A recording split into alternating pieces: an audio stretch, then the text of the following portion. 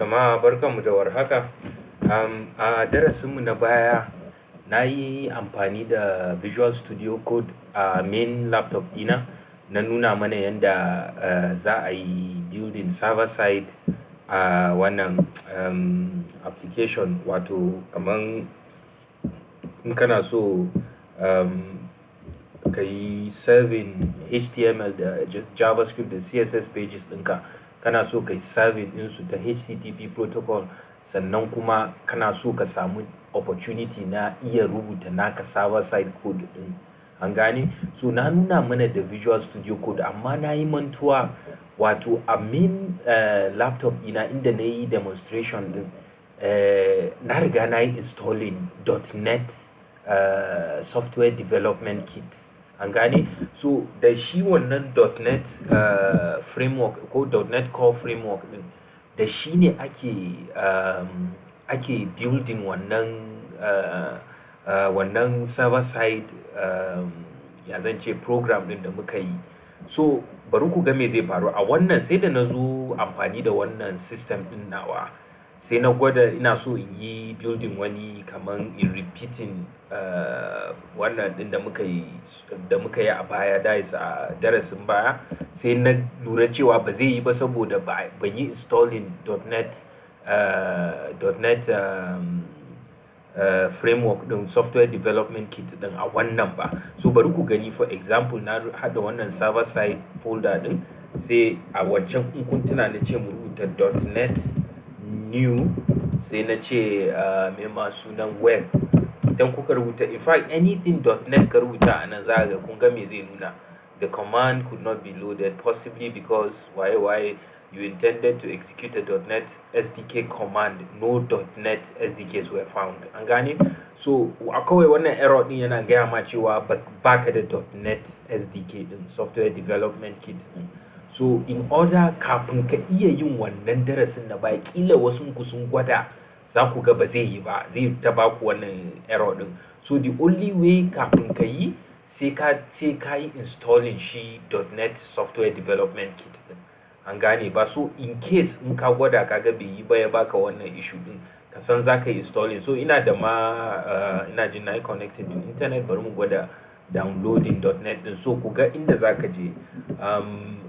Zan iya tuna web page, bari kawai mu browsing a Google ya nuna mana. So mu ce official .NET SDK download, sai mu nemi asalin ya kama yawa. So gashi nan wannan, because Microsoft ne suke da su suka yi building .NET software development kit din. So za ku iya shiga nan ko nan. Wannan na Visual Studio ne, ba shi muke nema ba. An gane? So in fact bari mu yi specifying for SDK download for VSCode. In kun tuna, akwai Visual Studio, akwai Visual Studio Code, two different integrated development environments ne. An gane? Wannan wanda muke amfani da shi shine Visual Studio Code. It's lighter, kuma it's a bit more, ya zan ce, more versatile. Zaka iya amfani da shi a different operating systems, unlike Visual Studio. Well, I don't know in Visual Studio akwai shi a su Mac da su waye.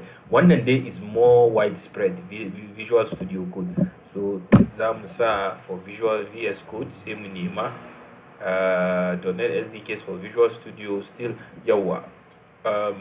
Okay, probably the same wannan ne nike gani, tunda software development kit din ko na VS Code ko na Visual Studio duka ɗaya ne. So wannan ne dai the same the same link ne, zan clicking ya bude mana.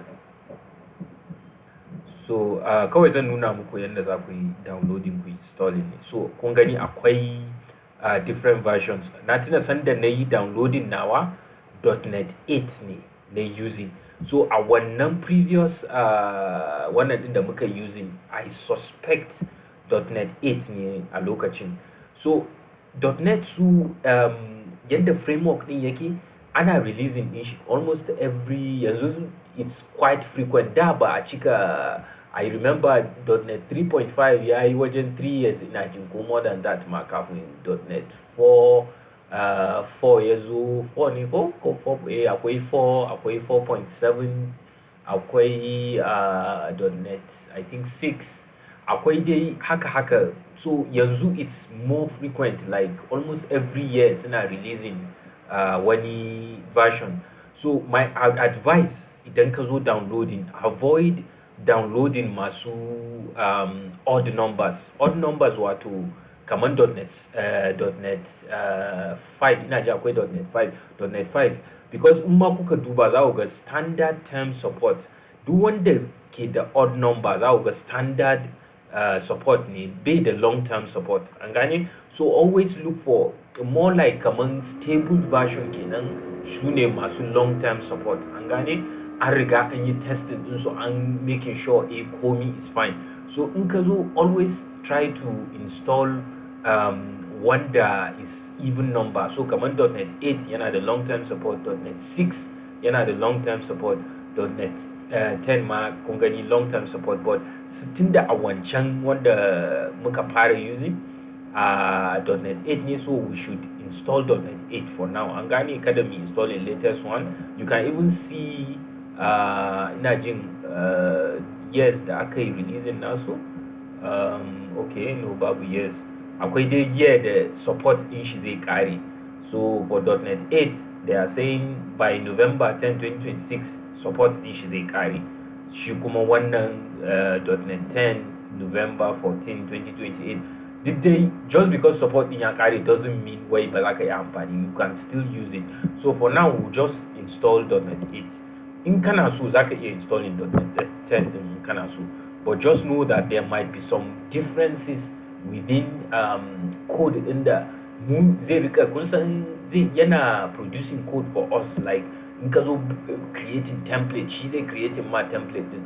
So there might be changes in template din da zai ma producing, so za ka iya samun bambanci da abin da mu muke yi. So for that I will advise install .NET 8 din. So we can see wannan na Linux ne, wannan na Mac, na Windows ina kuma depending on wani irin processor kake da shi. Idan kana da x86 processor ne, shine ake ce ma 32-bit processor, kai installing wannan. Usually for 64-bit processors za ka iya installing anyone, kowanne zai yi. So ni most computers din yanzu, in fact in dai computer ka anything from a ce 2020, let's say anything 20, maybe even before 2020, that is surely wannan x64 yana da support for x64 architecture. So shi zan yi downloading Windows X for x64. To na jin internet ina ne, bari refreshing mu gani ko zai yi. Internet yawwa, to kun gani ya fara downloading ga nan. So ba za mu jira har sai ya gama downloading ba. I will just pause the video. Idan ya gama downloading sai in dawo mana da sai in replay video daga nan, sai in nuna mana yadda za a yi installing. So zan yi pausing video for now. Yawa, so ya gama downloading. In kuka zo nan, you can see gashi na a cikin downloads folder dina. So I will just double click it, zai fara installing. So ina so ko in nuna muku process din in case maybe akwai wasu options da zai tambaye mu. Okay, so far kawai ba wani options. Aka sa install, ka sa yes.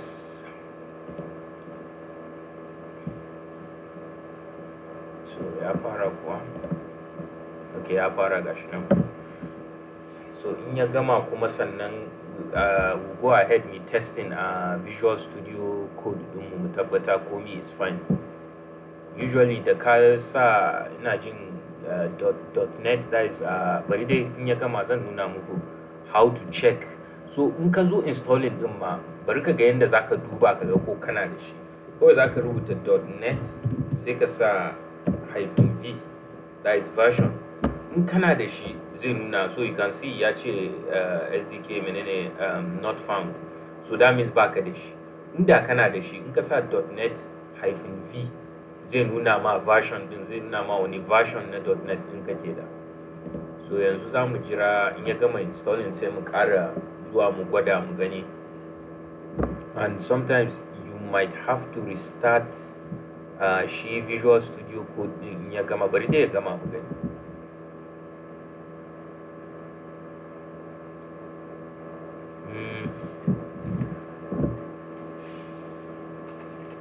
Kuma zai ɗauki too much time, za mu iya ko kuma no need, ya kusa gama.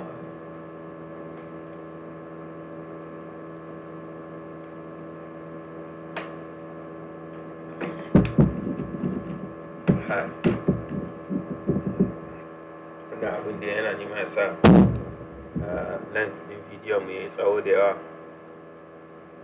To zan yi pausing din shi yanzu, so da in ya gama kawai sai mu ci gaba. An gane, ba na so ya ci mana time da yawa. So ban sani ba, na ce bari in releasing in gaya mana abin da na ga yana ta ɓata lokaci, sai da na je shi Visual Studio Code din da muka buɗe kawai na yi terminating, wato na yi closing window, sannan na samu ya ci gaba. Gashi har ya gama yanzu. So the installation was successful. Following products were installed: .NET SDK version 8.0416. Sannan, so usually shi software development kit din kai installing zai ma installing some other things a haɗe, dan dole ne sai da wa'annan.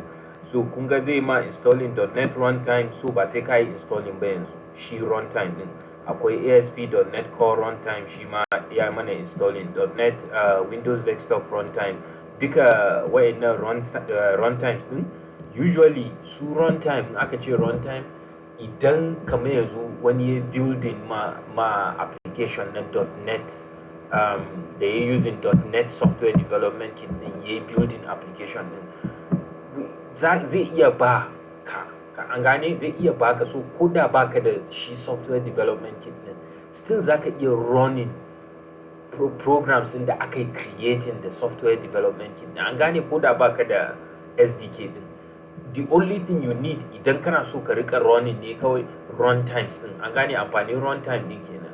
So you need runtime din for you to run shi programs din da aka haɗa. Amma in kai kana ke so ka rubuta, ka kera program din da kanka, you will also need software development kit din. An gane, so shi yasa, because I expected dan dai har za ka yi building application din, dole ai za ka yi debugging, so za ka yi testing din shi. So for you to test it, you need runtime din. So in ka zo installing SDK din, automatically zai installing maka runtime din. An gane ba? So that's all. Za ka sa close, sai mu je okay, sai mu je Visual Studio Code din mu. I don't think we need any. So in case kana installing kaga ya dade bai gama ba, Visual Studio Code ɗinka a buɗe ne kamar na yanda kawai ka je ka zo nan kai terminating sai wannan din ya gama. So good, mun dawo cikin folder mu. Muka zo na yanzu, muka sa .NET-V, show us wani version, so you can see gashi nan ya me yake cewa, possible reasons for this, mene. Okay, welcome to .NET 8.0. kun gani? So sai da na scrolling sama daga information din gaba daya. Me yake cewa could not execute because the specified command or file was not found. Wannan na menene? Wannan ina jin wani abun ne daban. Anyway, .NET version din mu yayi installing. Shi .NET 8 yayi installing. You can see gashi ga SDK version din mu 8.0.416. An gane? So wannan terminal ne. An gane, I think na nuna mana yadda zaka bude terminal a shi wancan previous video. So in case baka san yadda zaka bude ba, nan zaka zo kai clicking terminal sai ka sa new terminal. Kuma by default terminal din da yake budewa PowerShell ne. Kun gani? a nan PowerShell akwai ina jin versions biyu, akwai normal command prompt ne ake ce mai ko, sannan akwai PowerShell. A nan guda biyu ne ma, I can terminate one of them. So akwai command shell, akwai command prompt, akwai PowerShell. So I think PowerShell is better. So shi za mu using. So yanzu just to make sure everything is fine, za mu creating template na shi web .NET Core web app din. So za mu rubuta .NET, sai mu ce new, sai mu ce web, sai mu danna enter. Don't forget muna cikin server side folder namu. So you can see it is okay. So yayi building mana. So you can see now it is fine. Ga shi komi yayi, ga program.cs dinmu inda muka rubuta wannan muka cire wannan, muka adding some code, ga kuma app setting. So daga nan I believe you should be fine. Da baka da okay, one more thing kafin mu terminating wannan darasin. A wancan main computer na inda nake development, akwai some other things da na riga na installing, an gane, that is a Visual Studio Code. Kun ga na nuna muku how to install .NET SDK. Next, there are some extensions da na installing. Akwai wani C# dev kit, though ba dev kit din fully na installing a wancan ba, but I think tunda a nan it's here kawai gara kai installing full dev kit din. A wancan ina jin C# support, something build support. Usually idan ka ce ma installing dev kit din, zai installing hadda shi build support din. So go ahead, I install wannan. By the way, bari nuna muku yanda, kun san da muna nan ne wurin explorer inda za ga folders da files ɗinka. So za ka zo nan wajen extensions, an gane wannan. Kun san akwai icons a nan. You can see wannan is search, wannan is source control, wannan is run and debug, wannan is extensions ko. To I click in extensions din. Idan aka yi clicking, you should see recommended extensions a nan.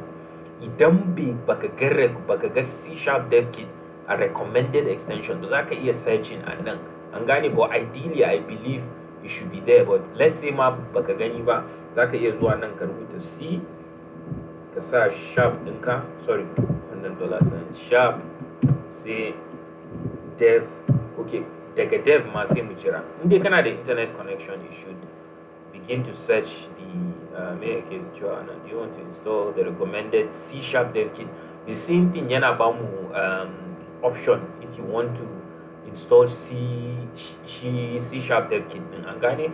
So ba zan yi ta nan ba. So you can see ya gama searching, gashi ya gan shi nan, kun gani C# dev kit gashi nan. Ina jin wanda na yi installing a wancan system din gashi nan, C# dev tools ne kuwa, I can't remember, but wannan is it takes everything da kake needing for your C# development. So shi za ka yi clicking, sai ka zo nan, an gane, sai ka danna install. Shikenan, it will take some time. Ina ganin ta terminal ne zai yi installing nashi. Any package da kai installing daga extensions, usually ta terminal ne, but let's wait and see in case akwai wani question da zai pop in while installing it. So za mu dan jira shi. Na gani wannan bata lokacin, it's actually my internet ina is a bit poor a yanzu, so haka nan za mu haƙuri mu jira sai ya gama. In kuma yana ɗaukan too much time, bari zan sa pause idan ya kai wani question da we need to click wani abu, sai in release in pause din nuna mana me za mu danna. Otherwise har sai ya gama, bari mu pause. Okay, after some time na samu ya ci gaba. So ga abin da ya popping nan, you can see a nan ƙasa terminal yana nuna mana menene don, na gani menene did not find .NET 9.0.1 on path, falling back to acquire runtime. So ina gani har yanzu bai gama ba. No, kamar ya gama. Inda bai gama ba, za mu ga wani line yana nuna a nan sama. So we can confirm ko ya gama ko bai gama ba by clicking dev kit nan mu gani. Okay, so ya gama. Ta yaya na san ya gama? You can see uninstall yana nuna a nan sama. Idan ne clicking C# dev kit extensions manager wannan din section din, you can see zaka iya disabling, zaka iya uninstalling, zaka iya sa switch to pre-release version. So anyway, in dai har uninstall ya fito a nan, that means ya riga ya installing kuma ya gama. So that's fine. Shikenan yanzu muna da C# extensions ɗinmu. You can close this for now. Mu je wannan ɗinmu kuma. You can see already komi is fine. So I think that's all. Abinda muke da yanzu, okay, just to test, I think we should have IntelliSense. In ka sa app dot za ga options din ya kamata ya fito. Okay, bai fito ba. So probably even though ya yi installing, sai mun yi restarting shi Visual Studio Code sannan changes din zai samu effect. So me closing wannan Visual Studio Code, sai mu je ina yake mu ƙara buɗe shi. I just want to make sure IntelliSense ɗinmu na IntelliSense shine wannan feature din na C# da idan kana rubuta code za ga yana nuna ma options din da kake da. So for example, app ba variable bane, in ka sa dot it's supposed to show you duka values din, kamar abin nan har yanzu yana installing for ko getting dotnet runtime. No, I believe ya gama. Ga me anan? Why is it not? Okay, so far I'm not wannan na abubuwan, shi yasa da na sani da ban installing full C# dev kit din ba, da mun yi kawai C# build tools. You can by the way again kuma by installing wannan C# dev kit din, you can see kuna da wani option a nan ƙasa da babu na testing. You can see a nan akwai na testing, an gane akwai wani option a nan wannan for test. Akwai su menene suke ce mai end unit testing, da maybe nan gaba muka fara full maybe programming learning, muka fara koyon fully yanda ake rubuta C# programs, we might ga amfanin most of these things, da su source control, da su debugging, da su waye, duk za mu gani maybe later. Amma for now bari mu yi ƙoƙari mu focusing on abin da ya kawo mu asalin what we are learning, wato serving HTML ɗinmu, serving websites da kuma hosting websites. So focus on that for now. We'll just be using C# now. Har yanzu abin nan kaman bai ba mu options na, I don't like that. So probably what we'll do is restart. I will have to restart shi computer gaba daya. Sometimes in kai installing abu kai you might have to restart shi computer naka gaba daya before changes din will take effect. So go ahead in yi wannan. So that means ba zan ma iya pausing ba, sai dai in stopping video, maybe idan ne starting sai in joining video gaba daya. So stop the video. Okay, so na samu na restarting computer na, koma Visual Studio Code, sai mu gani ko wannan din zai yanzu features na IntelliSense na zai fito. Ce app dot har yanzu dai. So probably akwai abinda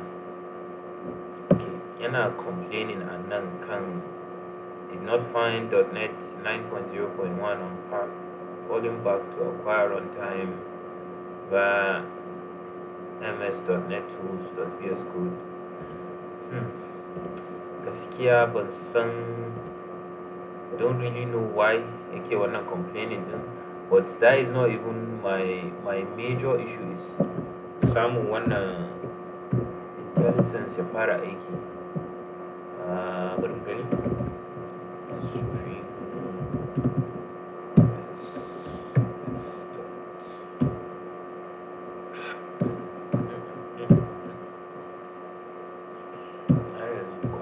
To to ina zuwa probably intelligence C# intelligence ina zuwa I believe in kai installing dev kit din ya kamata a ce komi has been installed. So this extension installs and manages different versions of the .NET install tool. No, riga mun installing .NET, so we don't really need wannan. The base, okay, so bari mu gwada installing wannan base language support din. Even though ideally in kai installing C# dev kit ya kamata a ce shi ma it has been installed. So what's the issue? So mun yi installing a yi hakuri wannan bidiyon da na so ya kamata a ce sharp na nuna mana how to do it. Okay, so abinda zan yi, I'll just pause the video for now sai na ga solution din, then I'll let you know me solution. Okay, so probably kaman a lokacin ɗazu fa kaman bai gama installing bane, ji abin da ya fara yi yanzu kawai ya fara ce min activating C# plus C# dev kit. So as at then kaman it was still installing, probably saboda slow internet dina. So I will just abinda zan yi, zan jira shi ya gama, ba abinda na yi so far. An gane, kun san yana ta nuna mana wannan menene locating .NET runtime did not find waye. So eventually sai ya fara rubuta wannan a terminal. So I will just have to wait gani, bari ya gama. In ya gama, then I will let us know. Bari in ƙara pause video. So I believe ya gama yanzu. Idan sorry, nan na yake a terminal din you can see abin da ya rubuta last kan cewa completed reload of all projects in waye seconds. So for now ko minutes ne ma yana je 19 minutes yana wannan. So for now zaka je to test it, mu je program.cs din mu muka sa app. You can see intelligence din yanzu yana aiki, zai nuna maka duka properties ko duka methods that are available to you a shi app variable din. So that is all. Shikenan C# dev kit din mu yanzu is fully installed da komi for support na C# development din mu, so we can terminate this. Shi kan shi wannan din. So ina ganin most likely saboda poor internet speed dina ne, hopefully in kuka zo yin installation din, it will take you much less time. I believe it should be something straightforward. You will just be looking out for shi console din wajen ba terminal ba, output ne. So usually ga terminal din nan an gane inda muka zo muka ce yayi terminal anan ne muke creating templates.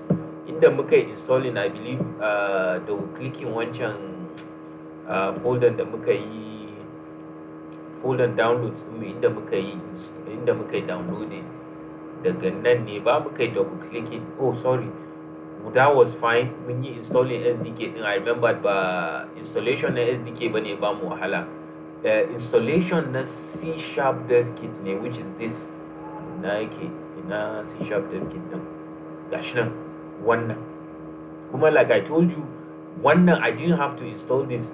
Da ne installing C# dev kit din shine by default ya mun installing base language support din. An gane, har nake ce muku a wancan computer na ban yi installing C# dev kit din ba, kawai base language support din shi kadai ma kai installing, you still have access to wannan intelligence din.